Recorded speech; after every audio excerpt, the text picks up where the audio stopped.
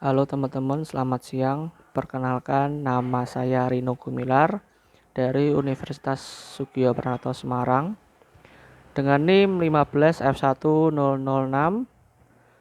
Di sini saya akan mempresentasikan tentang tugas akhir saya yang berjudul Rancangan dan Implementasi Inverter 15 tingkat tipe asimetris.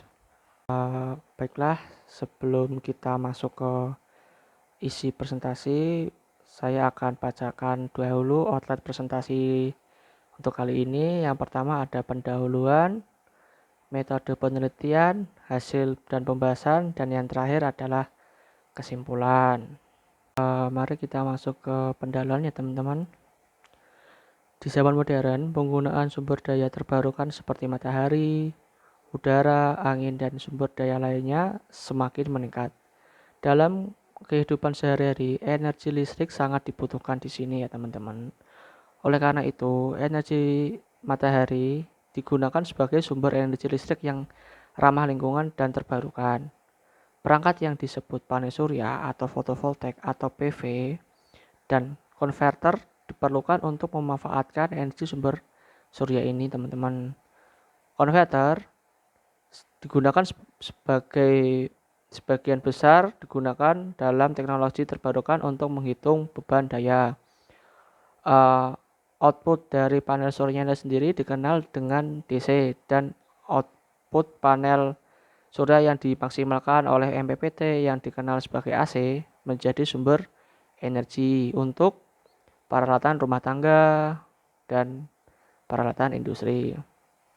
Lalu kita akan masuk ke metode penelitiannya teman-teman. Di sini teman-teman bisa melihat topologi rangkaian saya yang saya perlihatkan di layar. Lalu kita akan masuk ke mode operasinya ya teman-teman. Di sini yang pertama adalah mode operasi 0.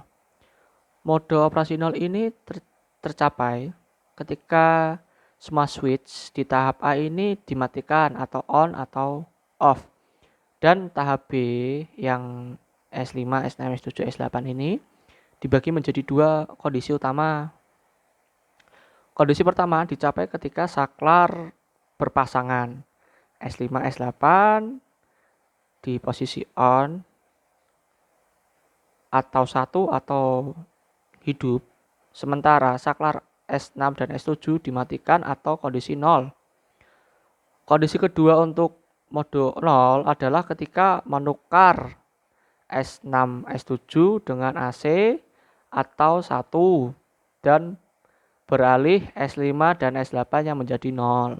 Operasi 1 dicapai ketika S4 ini, yang ini di tahap A, S1 dan S4 ini, S1, S2, S3, S4 ini on, dan S5 dan S8 ini di tahap yang B ditutup. Mode operasi kedua teman-teman. Mode operasi 2 pada gambar yang bisa kalian lihat ini adalah operasi sebelum diberi beban induktif atau filter induktif dengan keluaran 2E, Vout-nya 2E. Hal ini dicapai ketika S2 dan S3 di tahap A dan S5 dan S8 di tahap B ini aktif atau tertutup. Mode operasi 3. Di sini mode operasi 3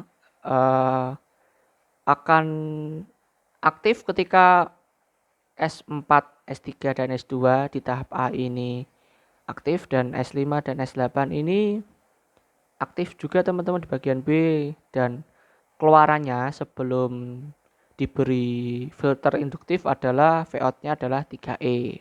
Mode operasi 4 seperti di gambar ini,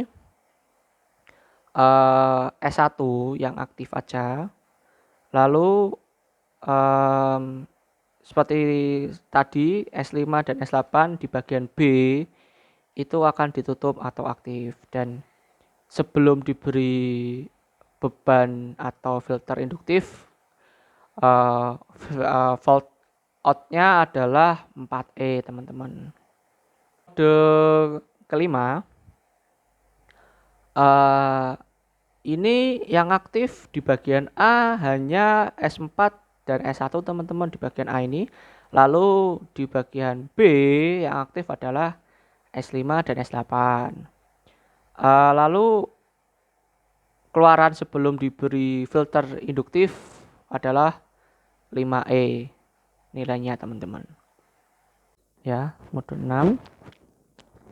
Mode operasi 6 ini yang aktif adalah S3 dan S1 teman-teman.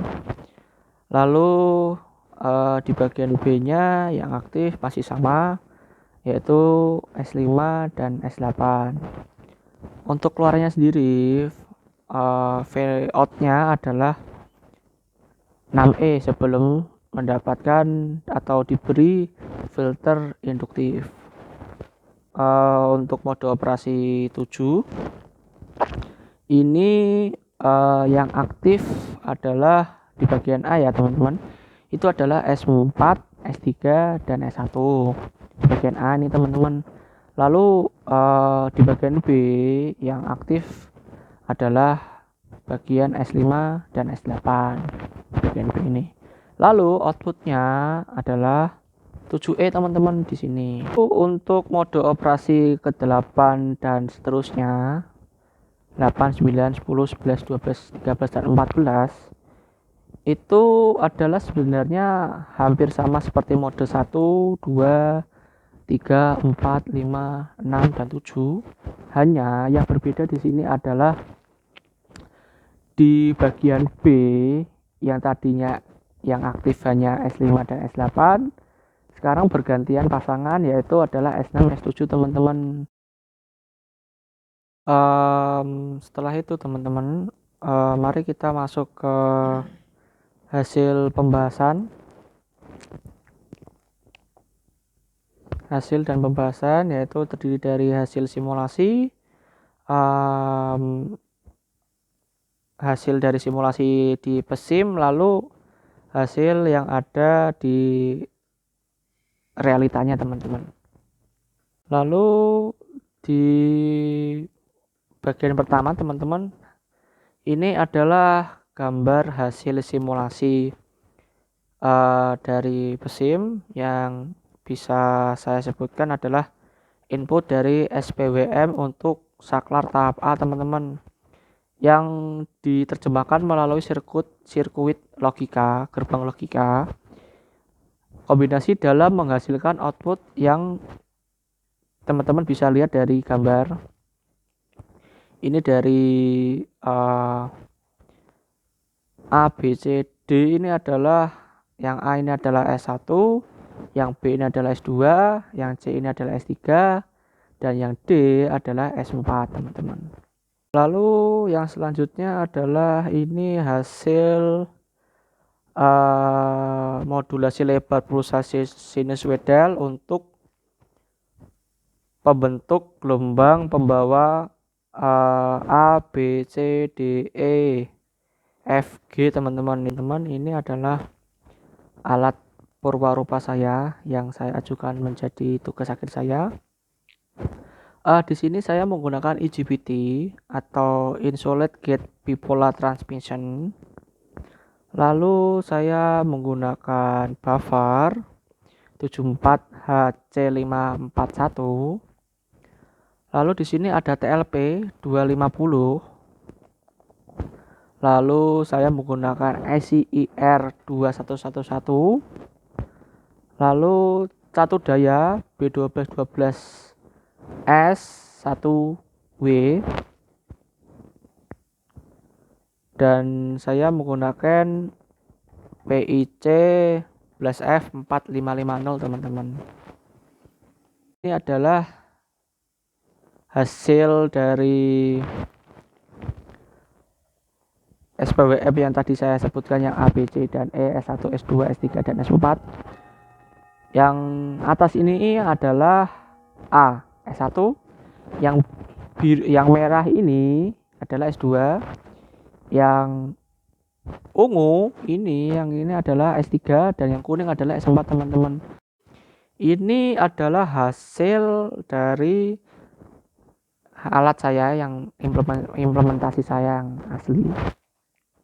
Teman-teman bisa dihitung ini berapa tingkat, ke atas berapa, ke atas berapa, ke bawah berapa. Teman-teman bisa lihat sendiri di layar teman-teman, bisa dihitung.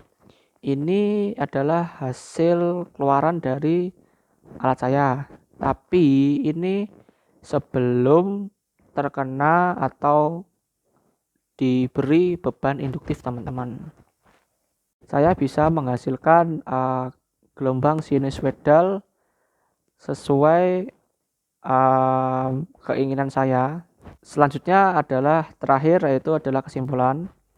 Dari presentasi saya ini dapat disimpulkan yaitu alat yang saya bikin inverter 15 level ini beroperasi secara open loop teman-teman, belum menggunakan closed loop. Lalu inverter saya ini memiliki 14 mode operasi pensaklaran. Lalu penggunaan filter induktif akan memperbaiki bentuk gelombangnya teman-teman, jadi bisa secantik itu dan bisa terlihat bentuk sinusoidalnya secara sempurna. Lalu di sini nilai THD dari alat saya sendiri itu adalah 3,66. Lalu keluaran THD saya ini masih di bawah standar IEEE yang standarnya adalah 5% teman-teman. Begitulah presentasi saya untuk hari ini. Terima kasih teman-teman sudah mau melihat dan memperhatikan presentasi saya. Semoga apa yang saya berikan dan lalu tunjukkan ke teman-teman menjadi informasi dan menjadi ilmu tersendiri bagi kalian. Sekian dari saya, selamat siang dan terima kasih.